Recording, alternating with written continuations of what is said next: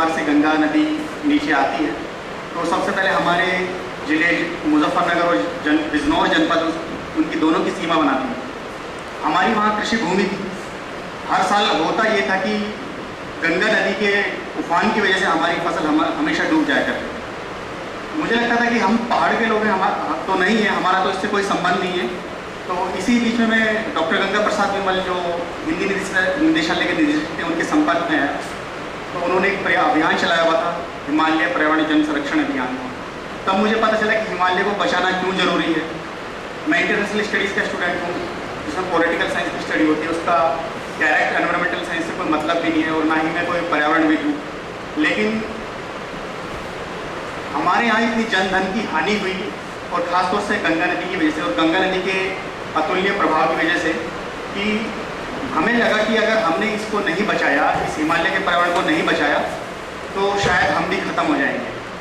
पूरा का पूरा जो नॉर्थ इंडिया है और तिब्बत का जो पठार है, उधर पाकिस्तान में भी आप देख रहे हैं कि बाढ़ आई हुई है।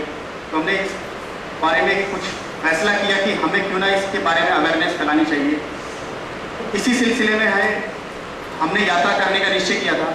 बहुत सारे लोगों ने हमें कहा कि 15 सितंबर के बाद मानसून का मौसम ख़त्म हो जाएगा उत्तरांचल से, तो आप लोग अभी वहाँ मत जाइए, मतलब उसके बाद 15 सितंबर के बाद जा सकते हैं। लेकिन हमें लगा कि शायद अभी तो नेशनल हाईवे है, 5 घंटे से ज़्यादा नहीं रुकेगा, तो हम देवप्रयाग तक इसी तरीके से जा पाए।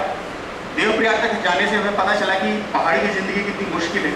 इस बीच में हमने काफ़ी डाटा भी कलेक्ट किया और कुछ फोटो वगैरह भी लिए हमने अपने डिजिटल कैमरे से। तो बार बार हमें मतलब एक चीज़ देखने को लगी कि पहाड़ से खासतौर से पलायन क्यों होता है। एक कहावत है कि पहाड़ की जवानी और पहाड़ का पानी, ये पहाड़ के काम नहीं आते। इसके पीछे क्या कारण छुपे हुए हैं, अभी हम ज़्यादा नहीं चल पाए थे, देवप्रयाग चल पाए थे और रुद्रप्रयाग तक हम किसी तरीके से जा पाए, फिर हमें वहाँ से वापस आना पड़ा। इतनी ज़्यादा लैंडस्लाइड हुई कि जाना नामुमकिन था। श्रीनगर के पास तो 150 मीटर सड़क साफ ही हो गई है और सबसे बड़ी खास बात यह है कि मीडिया के लोग भी वहाँ नहीं पहुँच पा रहे। मीडिया का जो पूरा फोकस है वो परमार्थ निकेतन के सामने जो शिव जी की मूर्ति है वो जो बह गई है, पूरा का पूरा फोकस उनका उन्हीं पर था कि शिव जी की मूर्ति बह गई है और अभी कुछ आपदा आने वाली थी। उनका मकसद सिर्फ दहशत फैलाने का था। ऊपर कोई नहीं जाके देख रहा है कि पहाड़ की कितनी स्थिति भयावह हो चुकी है। जगह जगह लैंडस्लाइड की वजह से पैदल चलना भी दूभर हो गया है। तो सबसे पहले मैं आपसे इस बारे में बताना चाहूँगा कि हिमालय के पर्यावरण को बचाना इस वजह से जरूरी है कि पूरा नॉर्थ इंडिया की अगर नदियाँ सूख गई ग्लोबल वार्मिंग की वजह से, जैसे मैं पर्यावरणविद तो नहीं हूँ, मैं एक पर्यावरण कार्यकर्ता हूँ, तो मुझे इतना पता है कि अगर जितनी हिमालय की नदियाँ सूख गई, हिमालय की नदियों में पहले बाढ़ आ जाएगी, उसके बाद ये सूख जाएंगी और सूख जाएंगी तो निश्चित रूप से यहाँ अकाल आ जाएगा और इस अकाल की वजह से निसंदेह हम लोग भूखमरी के शिकार होंगे। जैसे कि मैंने बताया कि हमारे भी खेत है और हमारे खेत में अभी 10 फीट के ऊपर पानी चल रहा है। मुजफ्फरनगर डिस्ट्रिक्ट में जो खेत है अभी वहाँ 10 फीट पानी चल रहा है और जो बड़े किसान हैं वे तो सर्वाइव कर जाएंगे, लेकिन लाखों लोग इससे प्रत्यक्ष और अप्रत्यक्ष रूप से प्रभावित हुए हैं।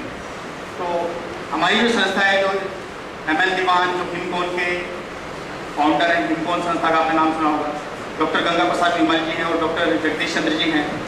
तो हमने हिमालय पर्यावरण संरक्षण जन अभियान जो शुरू किया था उसके पीछे हमने कुछ टास्क फोर्स बनाने की योजना बनाई थी, जिसके मैं बारे में आपको संक्षेप में बताना चाहता हूँ।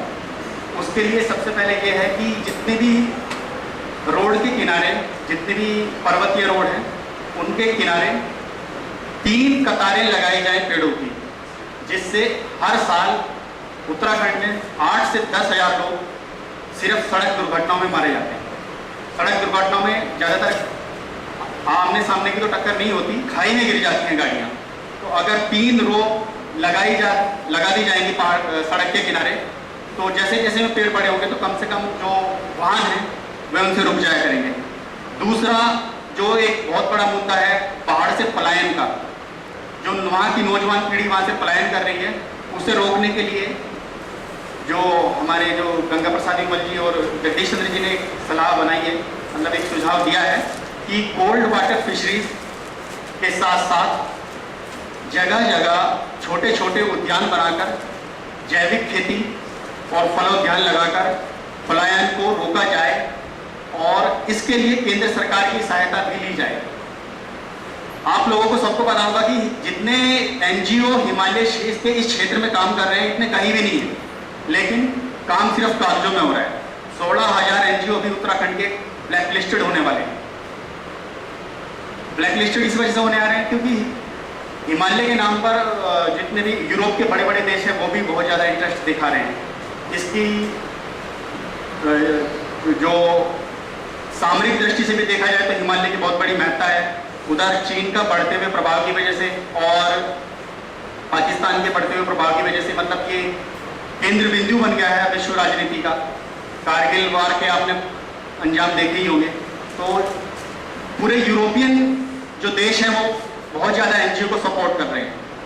बहुत सारे एनजीओ का मकसद कुछ विकास परियोजनाओं में बाधा डालना भी है और कुछ एनजीओ का मकसद उन विकास परियोजनाओं में सपोर्ट करना भी है। इसी सिलसिले में 9 सितंबर को हमारी जब यात्रा शुरू हुई हिमालय दिवस के मौके पर गांधी शांति प्रतिष्ठान से, तो उसमें सुंदरलाल बहुगुणा जी भी थे, डॉक्टर करण सिंह भी जी भी थे। तो दो बातें सामने उभर कर आई। बहुत सारे लोग हैं जो बड़ी योजनाओं के पक्ष में हैं, बड़े बांधों के पक्ष में हैं, और बहुत सारे जो लोग हैं जो खासतौर से जो राजनीतिज्ञ हैं वो बड़े बांधों के पक्ष में हैं। और जो जितने पर्यावरणविद हैं, पर्यावरणविद तो मैं नहीं कहूँगा, पर्यावरण कार्यकर्ता, क्योंकि ना तो उनके पास एनवायरमेंटल साइंस की कोई डिग्री है, लेकिन बस ये कि पर्यावरण के नाम पर वो लोग धरने प्रदर्शन करके पर्यावरणविद का ठप्पा लग चुका है उन पर। लेकिन उनके पास ना तो कोई साइंटिफिक डाटा है और ना कोई ठोस आधार है कि योजनाएं क्यों रोकी जाए। जैसे कि मेरा अपना निजी मत है कि जैसे टिहरी डैम है, टिहरी डैम के बारे में अभी बहुत ज़बरदस्त प्रोपेगेंडा हुआ कि टिहरी डैम अगर ना होता तो शायद ये विभीषिका रोकी जा सकती थी। 15 फीट पानी ऋषिकेश की निचली बस्तियों में आ चुका है। शीशम झाड़ी वगैरह जितने भी क्षेत्र थे डूब गए थे, शिव जी की मूर्ति भी बह गई। तो मेरा ये मानना है कि कुछ हद तक अगर बड़े बांध हमें सुरक्षा प्रदान कर सकते हैं और विशेषज्ञ उनके समर्थन में, तो बड़े बांध बनाए जाने चाहिए। क्योंकि मैंने पहले भी बताया कि मैं जिस जगह से हूँ वहाँ अभी 10 फीट पानी चल रहा है। अगर कुछ लोगों का ये भी मानना है कि टिहरी डैम आज टूट जाए तो दिल्ली भी 4-5 फीट पानी के नीचे होगी, 10 फीट पानी के नीचे भी होगी। तो मेरा मानना है कि बड़े बांध बनाए जाने चाहिए अगर विशेषज्ञ उसका समर्थन करें तो। बहुत सारे पर्यावरणविद ये कहते हैं कि बड़े बांधों की वजह से ज़्यादा विभीषिका हो रही है। तो टिहरी डैम की जो अथॉरिटी है उन्होंने विज्ञापन प्रकाशित करके ये कहा था कि अगर टिहरी डैम ना होता तो 10 से 15 मीटर पानी और आ चुका होता। पानी इस वजह से नहीं आया कि वो डैम की झील में रुक गया है। तो मेरा मानना है कि मतलब आप लोग भी काफ़ी इस विषय में हो सकता है मेरे से ज़्यादा जानकारी रखते होंगे। तो इस पर मेरा मानना है कि परिचर्चा का आयोजन हो कि बड़े बांध हों या ना हो, और पर्वतीय क्षेत्रों का विकास कैसे हो, और हम अपनी हिमालय के पर्यावरण की रक्षा कैसे करें। साथ ही साथ मैं जो बता रहा था कि हमने टास्क फोर्स की जो योजना बनाई थी कोल्ड वाटर फिशरीज और सड़कों के किनारे 3 जो रो हैं कतार के लगाने की, तो हमने ये फैसला किया है कि सरकार सहायता करे या ना करे, हमने कुछ गांवों को चिन्हित कर अपने छोटे ही स्तर पर इस कार्य को फैलाने का निश्चय किया है। कि जरूरी नहीं कि हम बड़े बड़े हाईवे कवर कर दें। और उन जो पेड़ की जो 3 कतार मैंने लगाने की योजना बताई है, तो हमने अभी तक 120 गांव चिन्हित करे हैं। 120 गांव हमने घूमे हैं और उन्हें चिन्हित कर दिया है, और वहाँ के स्थानीय लोगों को इस बात के लिए तैयार कर लिया गया है कि उन लोगों को पेड़ लगाने के लिए सुविधाएं हम लोग मुहैया कराएंगे, लेकिन उसके बाद की जो देखभाल होगी वो उस गांव के ही कुछ जो स्थानीय लोग हैं वो मिलकर करेंगे, जिससे जो सड़क दुर्घटनाओं में जो 8 से 10 हज़ार मौत होती है, कम से कम कुछ तो कम होगा। खासतौर से खतरनाक जगह हो सकता है कि उन पेड़ों को बड़े होने में टाइम लगेगा, लेकिन इस विभीषिका को रोका जा सकता है। हिमालय जैसे कि हम जानते हैं कि एक बहुत ही नया पहाड़ है। नया पहाड़ इस वजह से है कि यहाँ की जो चट्टानें हैं वो रूपांतरित अवस्था में हो रही हैं। अभी इनका रूपांतरण हो रहा है, मिट्टी से चट्टान, मेटामॉर्फोसिज्म चल रहा है यहाँ। अरावली के समान नहीं है कि अरावली जैसे सिकुड़ गई है। दुनिया की सबसे पुरानी रेंज भी आश्चर्यजनक रूप से भारत में विद्यमान है, और सबसे नई रेंज जो हिमालयन रेंज है वो भी भारत में ही विद्यमान है। तो हमारा ये मानना है कि ये जो सिकुड़न है, और जैसे कि हम जानते हैं कि ये जो प्लेट है, हम टेक्टोनिक प्लेट की जो आपस की रगड़ होगी, निश्चित रूप से भविष्य में भूकंप आएंगे यहाँ, तो इन विभीषिकाओं को रोका जा सके। अभी हमने उत्तराखंड में जाके देखा कि सरकार के पास अगर बड़ा भूकंप आ जाए या मान लिया जाए कि टिहरी डैम टूट जाए, तो जो छोटी सी जो बारिश हुई थी, ये टिहरी डैम के टूटने के मुकाबले जो बारिश की जो विभीषिका है ये बहुत छोटी है। कोई भी वहाँ प्रबंधन नहीं है। 3 दिन तक यात्री 4-4 दिन तक देवप्रयाग के पास फंसे हुए हैं। भूख से बच्चे बिलबिला रहे थे, हमने खुद देखा। और एक चाय 25 रुपए की वहाँ मिल रही है। मोबाइल के टावर तो मिल ही नहीं पा रहे हैं, क्योंकि जो जनरेटर थे उन्हें चलाने के लिए वो डीजल ही वहाँ खत्म हो चुका है। तो मोबाइल तो बिल्कुल काम करना उन्होंने बंद कर दिया। और राजनीति इस विषय पर बहुत ज़्यादा हो रही है।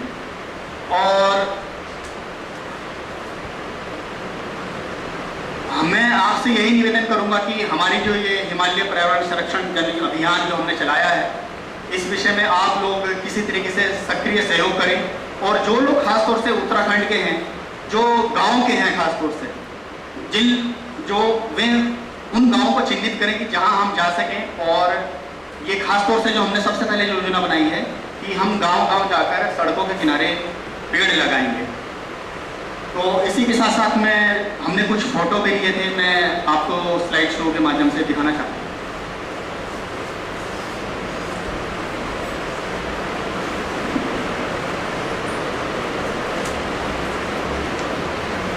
ये हिमालयन रिवर सिस्टम का मैप है।